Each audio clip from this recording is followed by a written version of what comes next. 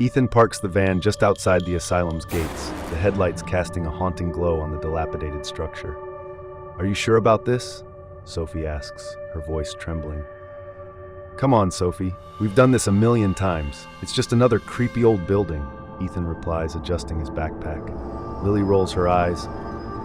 "Yeah, no such thing as ghosts. Let's get this over with." Mark, carrying his camera, is already recording. "If we find anything, this video will blow up online." The group pushes open the rusty gate, its loud creak echoing in the stillness. They enter the asylum. The asylum is a maze of empty hallways and decayed rooms. Faded patient files litter the floor, and the distant clanging of metal doors seems to come from nowhere. The explorers split up to cover more ground, but Sophie stays close to Mark, her unease growing. Lily laughs. "I bet this place was scarier when it had people in it."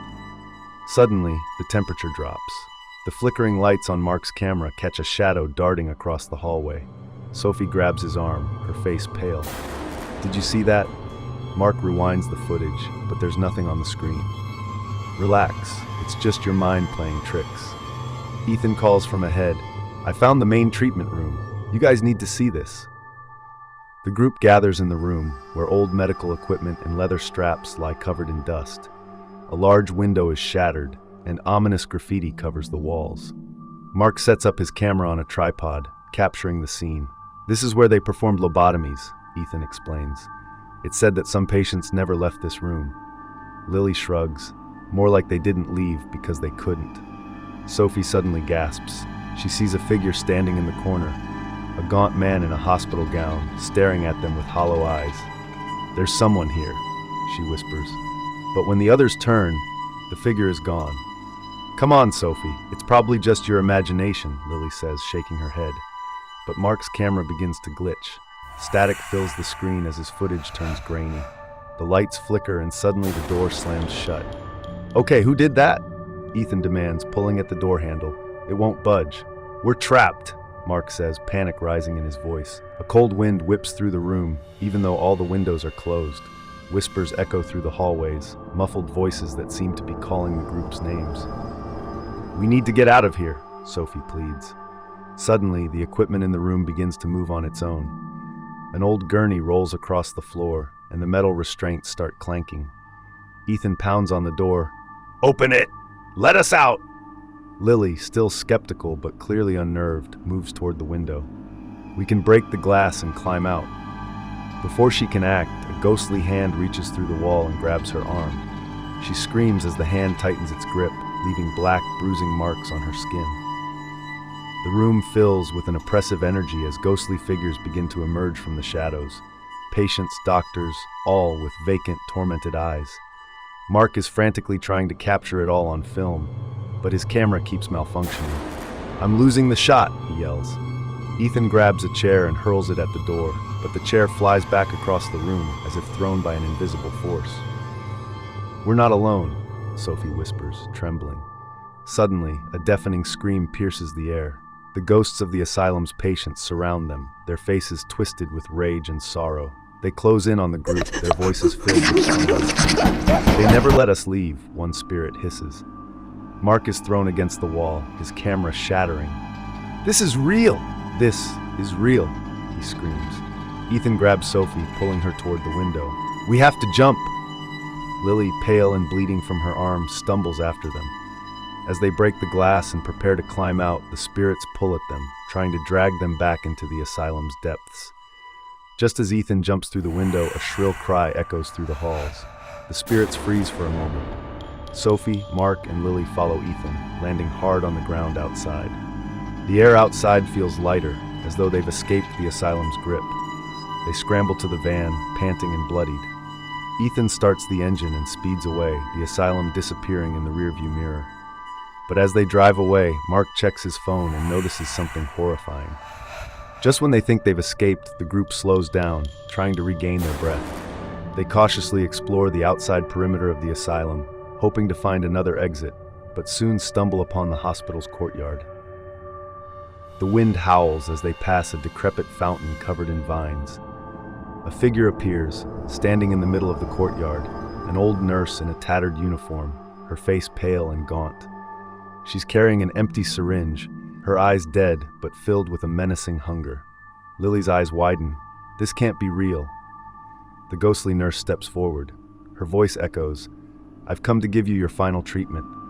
Her footsteps barely touch the ground as she floats toward them, the syringe raised. Mark tries to back away but stumbles. Ethan grabs a nearby shovel, brandishing it as a weapon. "Stay back!" The nurse lunges but vanishes into thin air right before touching him. A soft whisper floats through the air, "You can't escape."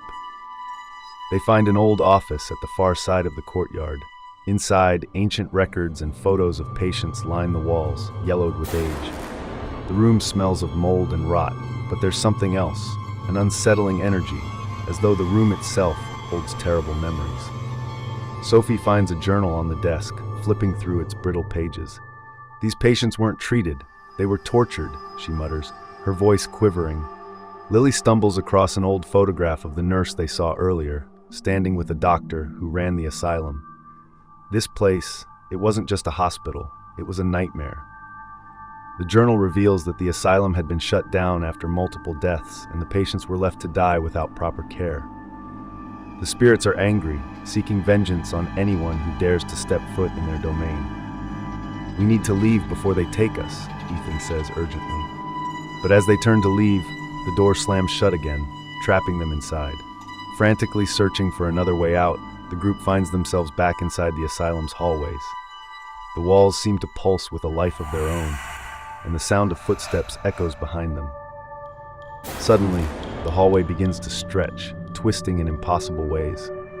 The lights flicker, and the hallway fills with shadows of the asylum's former patients, moaning and crying for help. Their faces are gaunt, eyes hollow and soulless. One of the patients grabs Sophie by the arm, its bony fingers cold as ice. "Help me," the spirit whispers. "I can't leave." Sophie screams, yanking her arm away as Mark rushes to pull her free. The ghost vanishes, but the others continue to close in, their whispers growing louder. Ethan leads the group toward an emergency exit door. They push it open, but the hallway on the other side leads back to the same place, as though the building itself is playing tricks on them. "We're running in circles," Lily yells. The group stumbles into the asylum's main office, a room that seems untouched by time. The nameplate on the door reads Dr. Hargrave, the chief doctor who oversaw the asylum's dark history. On the desk sits a dusty phonograph. Mark, always curious, winds it up. The eerie crackling of the old record fills the room as the voice of Dr. Hargrave begins to play. "The patients, they are beyond saving. The procedures must continue. I will find a way to keep them under control." The recording fades, but not before they hear one final chilling phrase. They can't leave. None of them ever will. Suddenly, the doors burst open, and the ghost of Dr. Hargrave himself steps through. His face is gaunt, his eyes sunken, and in his hand he holds the same surgical tools he used in his horrific treatments. "You've come for your procedure," he hisses, stepping toward them. The room grows colder as he reaches for Mark, but before he can touch him, Ethan smashes a chair into the window, shattering it. "Go, now!" Ethan yells. As they escape through the broken window, the entire asylum seems to come alive. The walls pulse, the ground shakes, and the spirits of the asylum patients pour from every door and window, chasing them through the courtyard.